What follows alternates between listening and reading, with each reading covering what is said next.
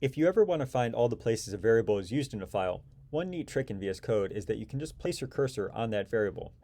When you do this, VS Code goes and highlights all the occurrences of it.